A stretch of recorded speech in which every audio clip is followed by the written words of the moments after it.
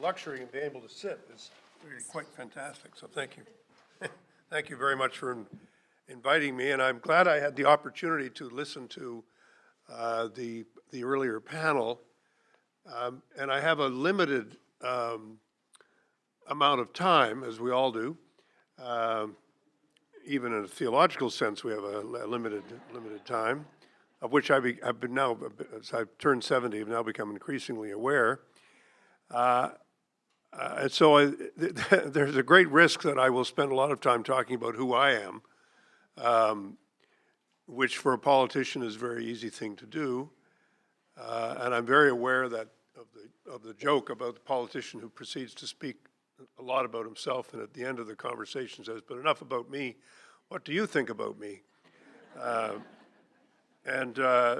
I'm going to do that. For me, I've hoped to keep it to a very limited space, but I feel, given the context in which the previous panel was speaking, I feel the need to tell you just a word about who I am.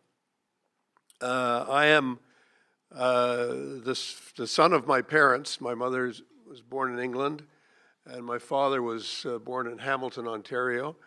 And the thing that I realized about my father is that he was a man of enormous gifts, but also didn't really like to talk very much about himself.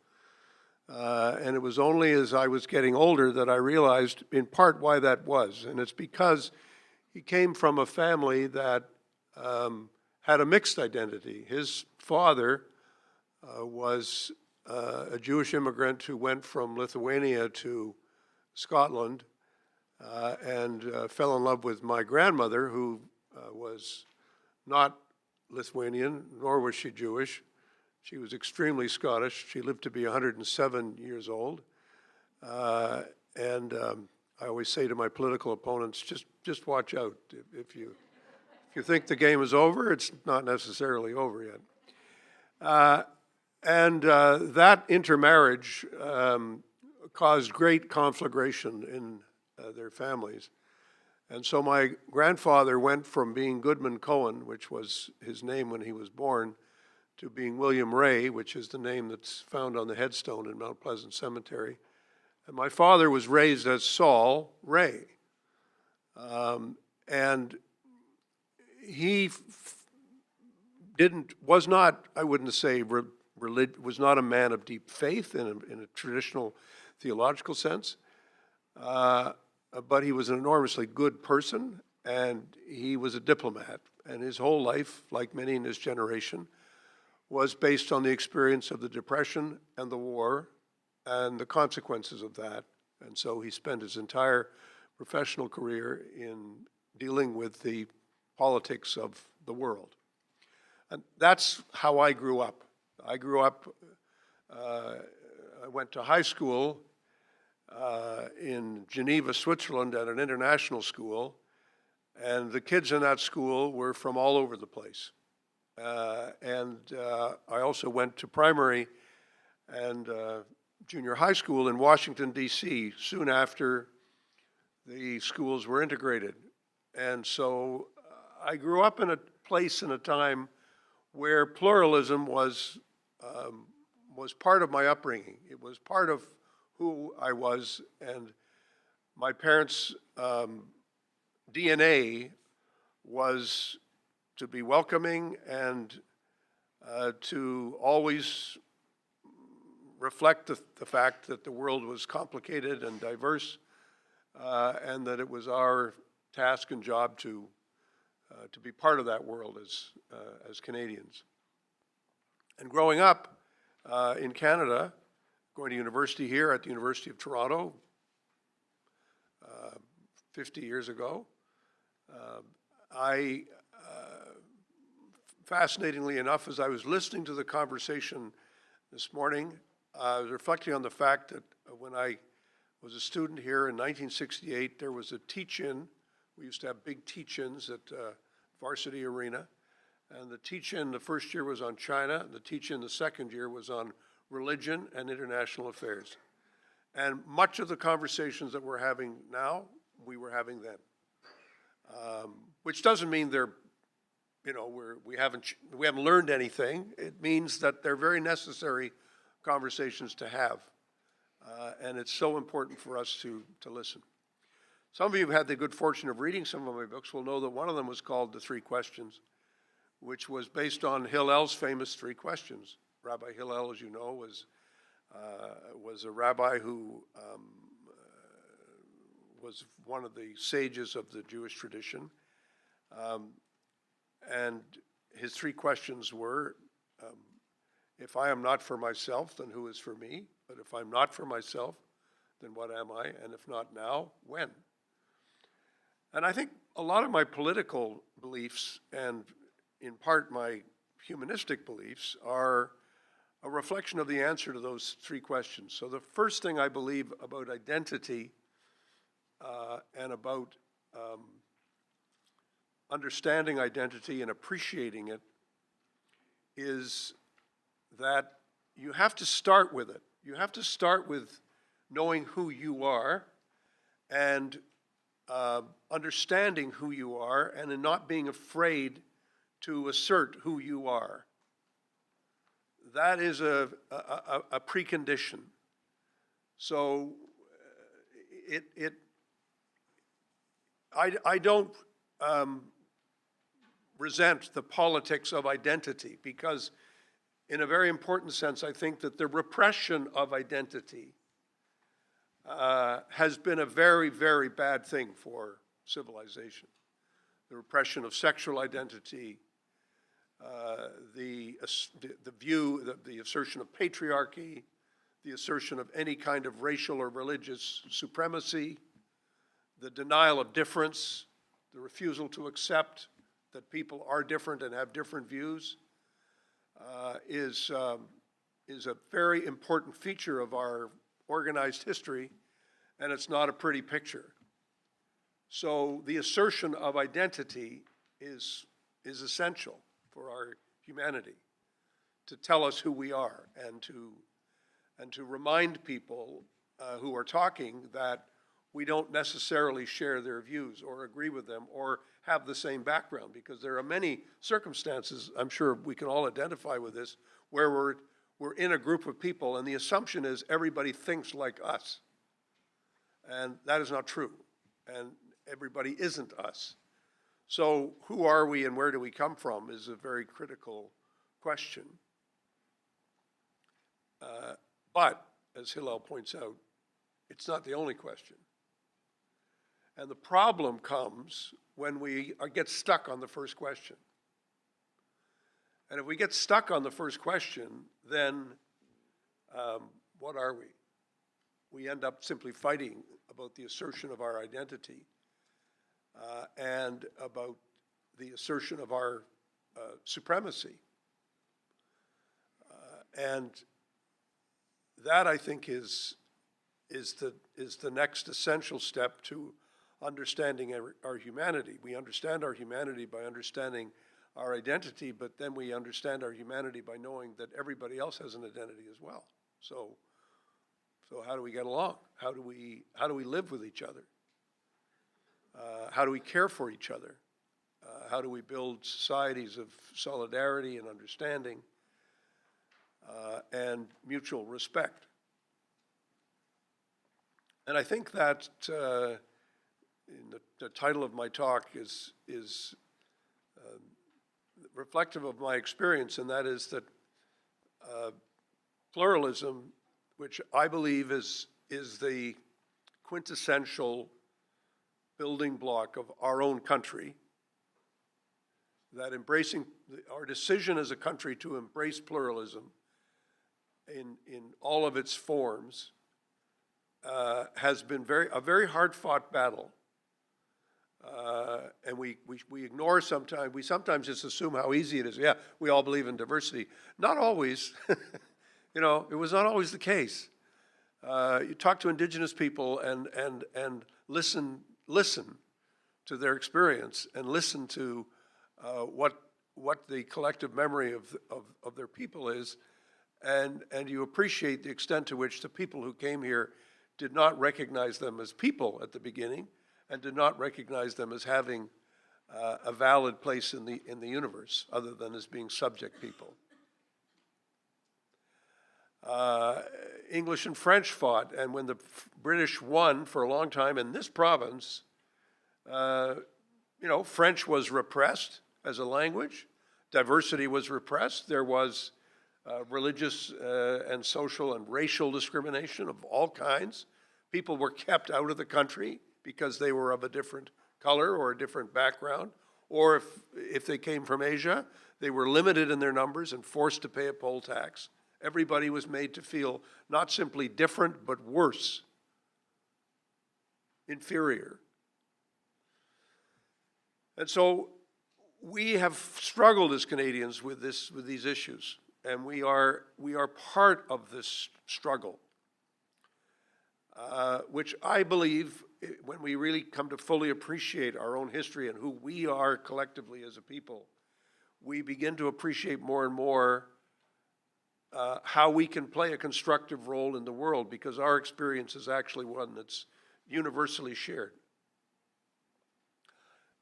I've done a lot of talking on these issues and a lot of working on these issues internationally as well as in Canada. And I've always found it fascinating that just about every country you visit, when you talk to members of the majority community, they assert that, oh, well, we don't have these issues in our country. Don't worry, we've figured this one out. We know how to do it. And when you explore further, you realize that the identity of every country is based on the identity of the majority of that country. But you also discover that there are other people there. And so when you talk to the other people, you find that their lives are not quite as easy, and they are not accepted in the same way. As has been mentioned, I've spent the last couple of years working on the Rohingya refugee crisis. And the Rohingya crisis is a classic case, a very dramatic and terrible case of what happens when a people are defined out of a national story and left completely on the margins. The Rohingya are the largest number of stateless people in the world. 2 million people without being permitted to have a national identity, or citizenship, or a passport. And so the liberation movement of Myanmar, of Burma, in the 1940s, the slogan was Burma for the Burmese. And of course, to outsiders, this meant, oh, well, they want to get rid of the British, which is true. But that's not the only part of the story. Because like every colonial empire, or many colonial empires, the British, in their administration, recognized that they were actually administering a plural country. It wasn't simply a one identity country. And so they realized right away they had to figure out, well, how do we balance all these different people? Oh, and by the way, sometimes, how do we divide them up? Because it's easier to run the place when we're making them, creating lots of issues between them. That's fine, as long as they don't come after us. And the Burma for the Burmese slogan was actually a slogan that had two roles. One, it was an anti-imperial slogan, as were many, many similar slogans in many, many different colonies around the world in this great movement of decolonization, which has been taking place over the last 100 years. But it was also about the supremacy of one group in the national context, in this case the Myanmar, who felt that they were the historic carriers of this tradition in their country. And so Burma for the Burmese actually caused a lot of concern among all the other groups in Burma, because they said, well, what about us? And when independence came, it became very clear what about us? What about them? And Burma has been in a state of civil conflict ever since independence. There has been violence and fighting and military conflict in Burma, now Myanmar, since independence in the late 1940s. And no group was more marginalized by that process than the Rohingya, because they're Muslim, they're darker skinned, they're further away in the far northwest of the country. And so they have been steadily, it didn't all emerge 2 years ago. This isn't something that just happened. It's been a steady process of discrimination and marginalization. And so when I read a tweet the other day, some of you may know I'm on Twitter too much, and I've got to cure myself of this disease. Not as bad as someone else in politics I can think of, but still pretty bad. I saw a tweet saying it was basically that the core problem was white supremacy. And I thought about it, and I said, that's actually not true. The core problem is deeper than that. It's supremacy. It's not necessarily white supremacy, because if you think about the Asian experience, the African experience, the European experience, Latin American experience, think of it globally. Think globally all the time. And when you think globally about these things, it's not about white supremacy only. It's about any kind of ethnic or racial or religious view that says we're better than the other guys who live next door to us. We're actually not just different. We're not just our own identity. We're actually better than their identity. And this idea has been around for a really long time. Like, tribalism goes back, way back into the origins of our organized life as human beings. But the fact that it's, dates way back to primitive society, the assumption of liberalism, and of Marxism, by the way, was all these things will disappear. In the fullness of time, with the liberation of the human personality, all these terrible things will disappear. They'll go away. And even when the Berlin Wall fell down, there was an assumption in Western society, well, thank goodness that conflict is over. Now it's peace in our time. Everything will be okay. Not true. Not what happened. Not where we are. This primitive sense of tribal loyalty and superiority is still deeply ingrained in the national life of just about every country in the world. And in some places it's better managed, and we kind of control it and deal with it. And in other places, it's just flowering again, and it's terrible. So the good news, I guess, for those of us who believe that the struggle continues, is that what we thought was kind of like a boring and just obvious idea, this idea of pluralism, is actually so deeply contested that we're still fighting this fight. We're still having this argument. And then I turn to the other sort of threesome that I've adopted over the last few years. I had the pleasure of working with a very fine French politician named Gar Pisani, who was somebody that probably most of you have never heard of. But he was, like me, I suppose, he started out very young in politics. And he was in de Gaulle's cabinet when he was in his early 30s. And he was a socialist, so he was like vilified by the socialists. I know what that feels like. And so when he came to Canada few years ago, as an older person, he called me up and said, I've been reading about you, Mr. Ray, and I think you and I have some things in common. So we had lunch together, and I think it was somebody was quoting C.S. Lewis, who's somebody that I like to read and quote quite often. And yeah, we were having this conversation. Lunch really did consist of, yeah, you too, you've understood. So we immediately bonded with each other. And Gar had what he called his protocol. And he'd been involved in some very difficult issues, both as a minister and various political roles that he played. He was governor of New Caledonia. He did a lot of interesting and difficult tasks for the government of France and for the United Nations. And he said, I have three basic rules of how I conduct myself. I said, okay, what are they? He said, well, the first one is that I try, when I'm involved in any kind of conflict, I try to listen more than I talk. And I looked at him, I said, that's tough. I mean, and he said, yes, I mean, if you're a voluble, self-confident person, you talk a lot, and so it's hard to listen.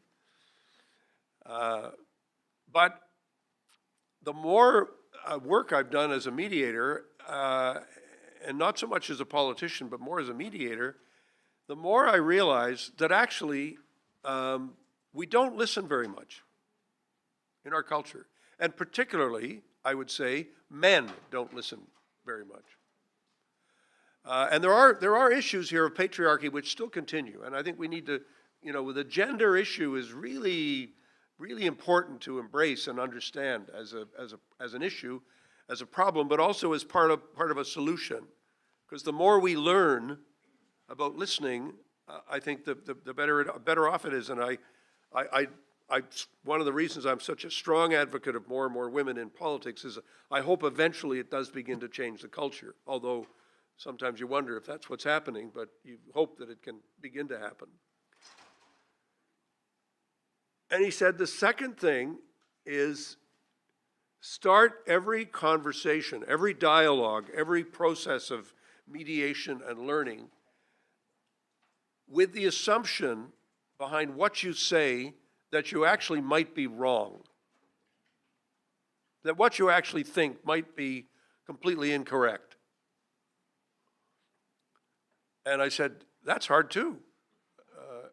Because, again, the cultural stereotype is, you know what you're talking about, and so what you say is right. And a lot of the time, what we think is actually not right. We get our facts wrong, but not just our facts. We get stuff wrong. We don't actually understand as much as we think we understand.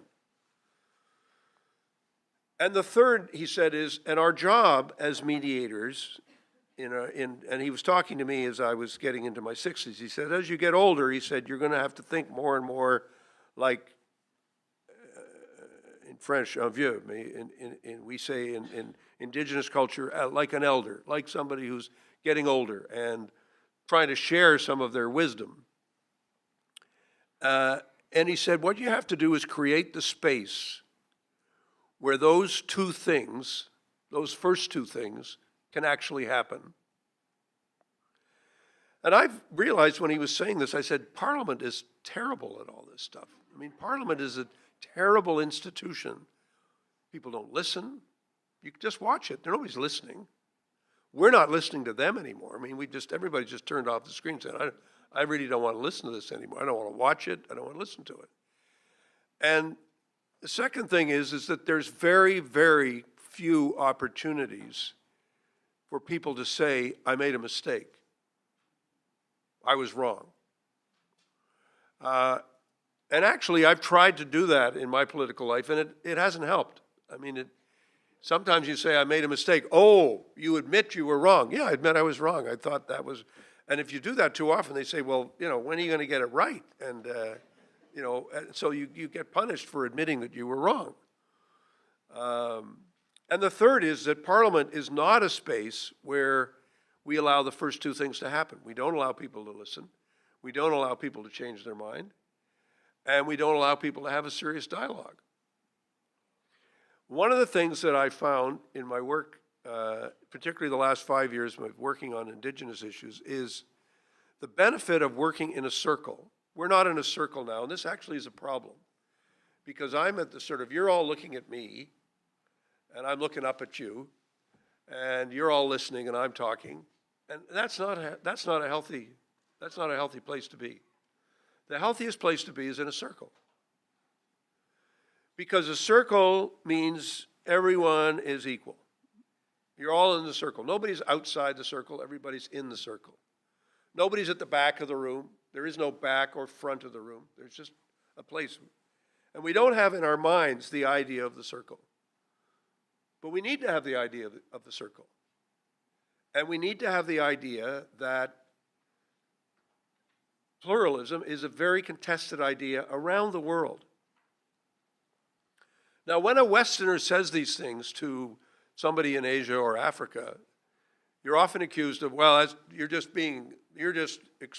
expressing your Western ideas, and this is neo-colonialism. You're trying to reimpose your ideas on us. So if you look at what the Burmese generals are say, or what many political leaders in these countries say, it's all about pushing away, saying, no. But actually, the thing that I have found, and I am concluding, is that there is a universality to these ideas. And maybe the fact that they come from a Western man doesn't help. But I firmly believe that within every culture, there is this notion of difference and of accepting and understanding that we're not all quite the same. And we're living in a world now where we are in desperate need, I believe, of creating circles and of learning how to listen and of really understanding the damage that has been caused by our failure to do both those two things, and of the need for us to try to embrace that as we go forward. So I hope that this has been helpful. I've really enjoyed the chance to speak with you. I enjoyed very much having a chance to listen to the earlier speakers. And I appreciate very much the chance to be here with all of you this morning. Thank you very much. Are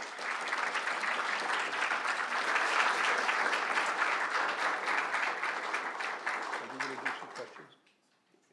Yeah, that's fine. I was just going to ask, we know you're on a limited time schedule. No, I'm fine, actually. You're okay? Yeah, my About, morning is, yeah, 15, 20 minutes I can of talk till questions? lunch is good. Well, we wanted that, except we also know that some of you would really like to be able to ask questions. So if there's microphones at the back, there's a microphone here.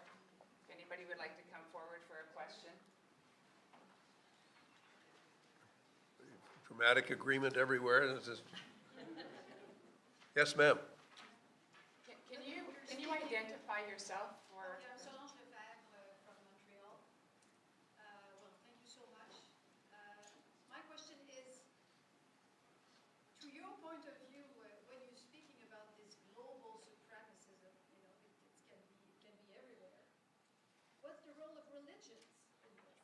Because they can be also quite supremacist. Yes. Yeah, I mean, Do they reinforce, or do they limit, or do they?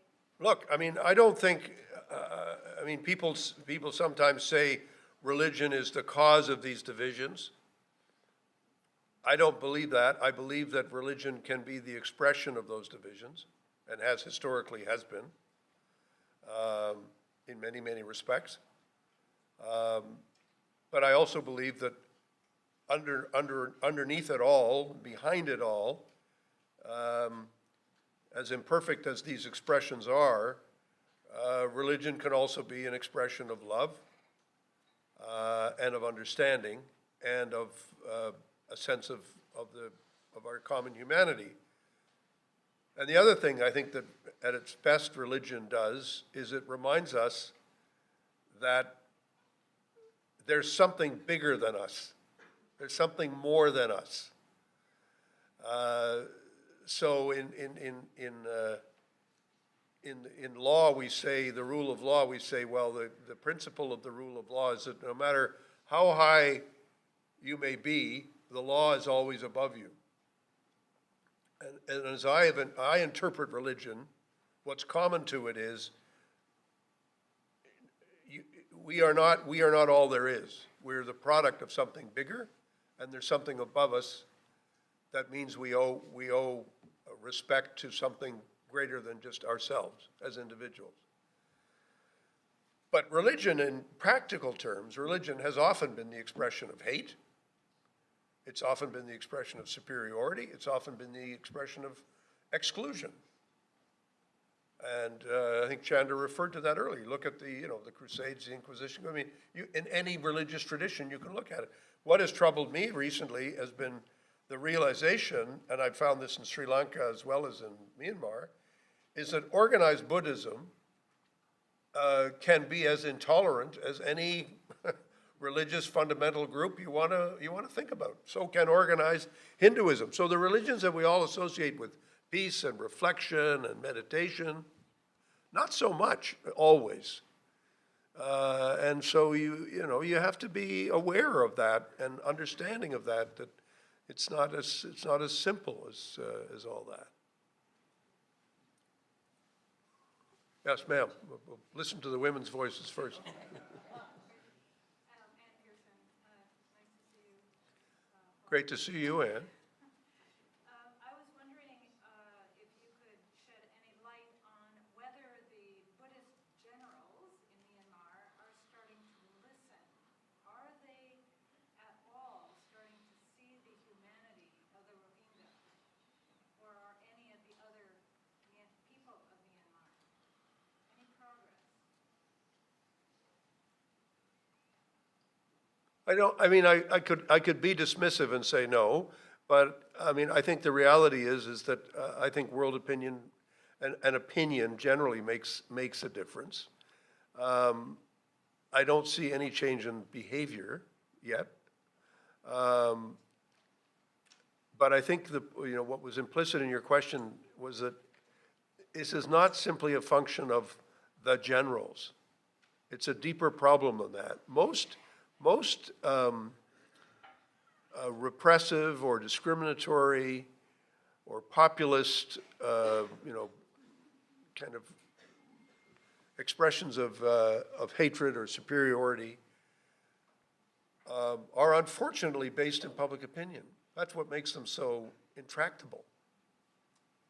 For those of you who've lived through the Indo-Pakistani conflict over many, many, many years, it doesn't take much to whip up opinion on either side of the political divide. And the same thing is true in Myanmar. It doesn't take much to kind of signal that this is where we're going. I mean, the attack by the Islamist, which is all the evidence right now points to it, attacks on the churches in Sri Lanka will have a terrible impact on the Muslim population in Sri Lanka, who have had nothing whatsoever to do with what's taken place, like zero. So it's really tragic to see how these things will get and do get whipped up, and populists and leaders will take advantage of it. Yeah, another woman. No, we'll go for the trifecta here. That's why this is in Thank you. Bob, I'm really, really curious about how little changes occurred vis-a-vis the Rohingya in Myanmar, and also what's happening to the Uyghurs in China. I mean, internationally, very little action has actually occurred, and it's systemic, it's state-sponsored terror. But we don't really, it's not headline making, we don't see it. If you read some of the newspapers, you might see it in the news, there are articles about it, but it's not headline news, it's not breaking news, it's not something that people are talking about or are aware of. There are, concentration camps of Uyghurs in China, and no one really wants to take that on. So can you tell us internationally, where can pressure be applied? Where's the UN? Where's anybody saying we need to take this on as a human rights issue? Well, everybody sort of tiptoes around the Uyghur issue because China is so powerful. And China is so influential in so many ways, economically, politically, in many, many different countries, in Asia and everywhere. So I think it will take a persistent and continued effort on the part of humanitarian agencies, on the part of a great many people, to begin to change that reality. And I can tell you that if anybody says anything, it's just seized upon by the entire organized force of the Chinese government and the Chinese media and every other institutional capacity that China has. So that is the simplest explanation I can give you as to why one country or another is not raising up its fist and saying this is terrible, this shouldn't be happening. But to describe having 1 million people in camps as a process of, quote, re-education is Orwellian. I mean, it's crazy. We need to be able to describe what is going on and how, frankly, how dysfunctional it is, because it won't work. It doesn't work. But it is, I think, something that Canada and other countries need to at least be able and willing to talk about at the very beginning. You can't say, are we going to boycott China? I mean, that would take some doing to boycott China in terms of how one would do that now that China is so fully integrated into the world economy. Saw an interesting article the other day by a very intelligent observer of politics called Edward Luce, who writes for the Financial Times. And Mr. Luce pointed out, he said, the assumption in the West was that as China entered into the Western framework, we would all, China would become more like us. And he said, if you actually look at what's happening in the world today, with the number of leaders who kind of model themselves on the Chinese model, it's almost as if it's the opposite that's happening. And that's, I think, something that we need to call out as well. I have to say, at a personal level, the Rohingya crisis has really affected me very much personally, because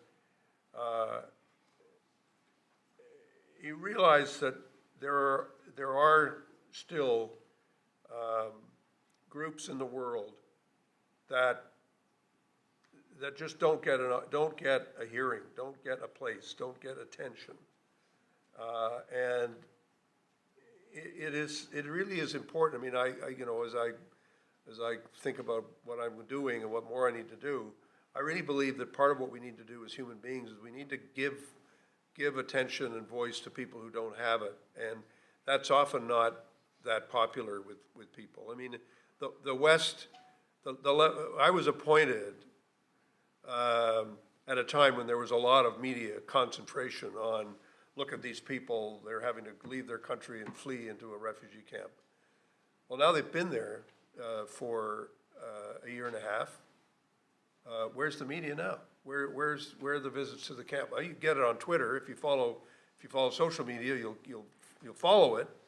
But the broad context of media is gone. And government, any government, all governments reflect sort of public opinion. So they say, well, and my fear about the Rohingya crisis is that that people will just forget about it. They'll just say it's another insoluble problem, can't do anything about it, let's just give them some money every year and hope that makes life tolerable. But it's really, really tragic to see the circumstances in which people are living.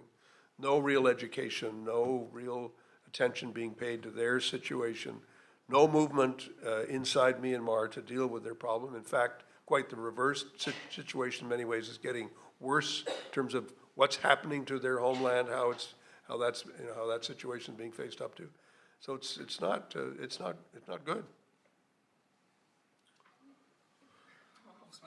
How many hours did you say you No, it's fine. A woman at the back there. We'll take the women's hour. The men will have to wait. Could we ask, please, that you use the microphone? It's being recorded, and also so everybody can hear the questions. Anybody with a question, please?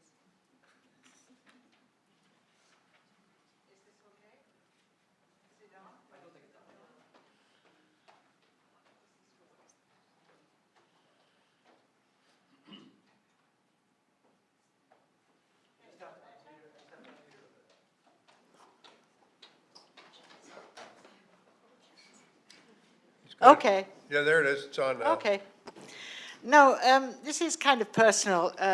My family have been long-time friends of Aung San Suu Kyi and her family for many years. And we are really concerned about her because she's been named as the baddie, and that seems so out of character to what we knew. And I just wondered if her name is being used just because it's a well-known name, or whether she does. I don't think she has any control there, does she? Well, I mean, it's complicated. I've only met Aung San Suu Kyi twice. In both cases, it was sort of official meetings. So I don't have the background. I mean, I've met many people like yourself who, your families have had a connection with her and have known her from her time in England and so on. And they feel, as you do, that this is all very unfair and she shouldn't be held responsible for what's going on. I have to say that in my meetings with her, and mind you, they were not private meetings, they were other people in the room, she gave no indication that she agreed with some of the assumptions that I had, that the deportation or the removal of the Rohingya was something that was organized and that was done forcibly by the army of Myanmar. And my sense is that she by no means controls the army. She does not. The army still controls all the frontier areas of the country, which includes northern Rakhine. The Army's in charge of all the Interior Ministry, which includes all the administration of local governments all across the country. So she is, you're right to the extent of saying she has become the poster person of Myanmar without actually being in control, which is not a great position to be in as a public figure. But it was Kofi Annan, before he died, who said to me, you know, the trouble for Aung San Suu Kyi is that everybody thought she was a saint, and it turns out all she was is a politician.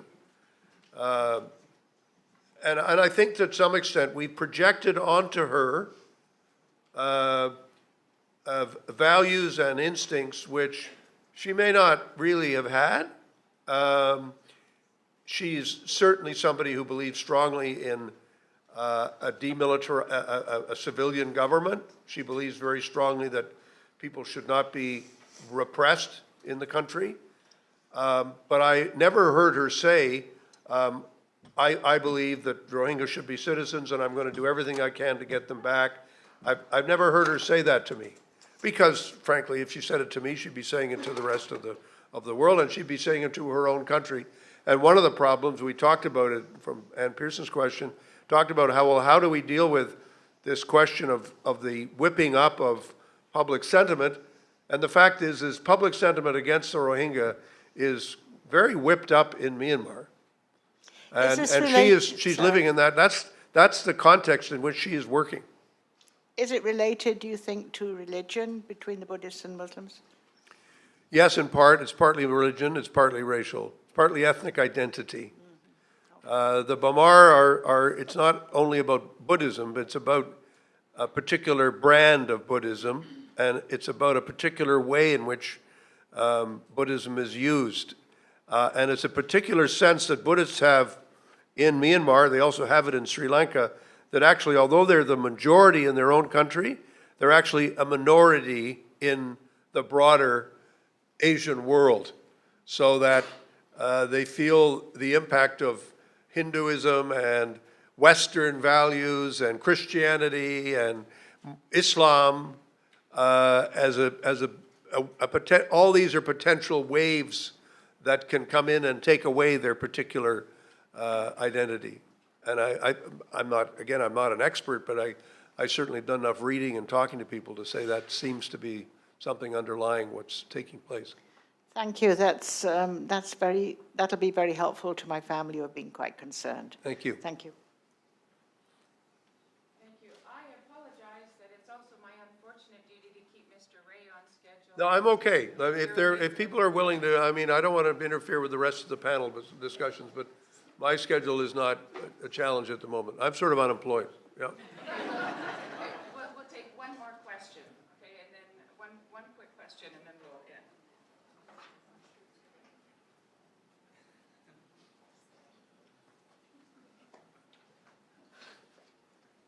I'm Fidel Brief, Bob Ray, hi, Hi, Fidel. and nice to see you again. I have a question, I'm not sure it's quick, but it's a different focus. My focus is white supremacy, and I want to ask you, these people express a terrible sense of loss. Women have jumped up from their place. Other people seem to be sharing our society. They feel that they've lost their power and influence. That's my empathetic point of view of what they're saying. I have no sympathy with them. But I'd like, from the peacemaking man that you are, I'd like a comment on how to tamp down their fires, and if it's possible to tamp down their fires. Thank you. Oh, boy. I don't think there's much doubt that you're right in the first thing that you say, and that is that, and actually, Stephen Harper talks about this in his book. And that, I mean, it's very common, I think, assertion, and I think it's correct, and that is that there's been an enormous amount of dislocation in the world and in our country and everywhere else, and this causes a huge sense of loss and resentment. But the problem is, frankly, once we say, okay, that's true, you then have to say, yeah, but that doesn't justify or allow for expressions of hatred or religious or ethnic or racial exclusion. And it certainly shouldn't allow for us to sit back and say, well, you know, that's just an expression of, you know, it's sort of like saying, A.J.P. Taylor once wrote a very famous book, famous British historian on the origins of the Second World War, and the book was often seen as a way of saying, yeah, but you know, Germany was really badly treated at Versailles, and there were a lot of terrible things that happened in Germany, so there was, you know, we need to understand, you know, what were the roots of appeasement and why, and you sort of say, yeah, I understand that, but I don't agree with it, you know, I really don't agree with it. And I do think that you know, male identity, white male identity, white, you know, sense of, you know, we're in charge, and then you suddenly get told, no, you're actually not in charge.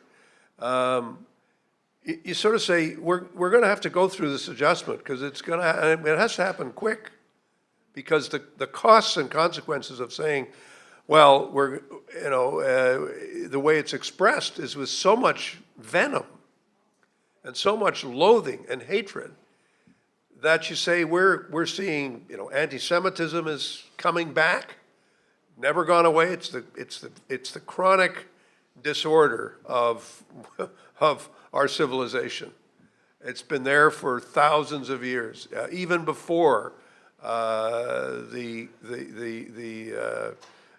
Christian era, and it's back with a vengeance in many, many parts of the world, and it's a terrible thing to see and to experience. Islamophobia is a reflection of it. Anti-immigrant feeling is a reflection of it.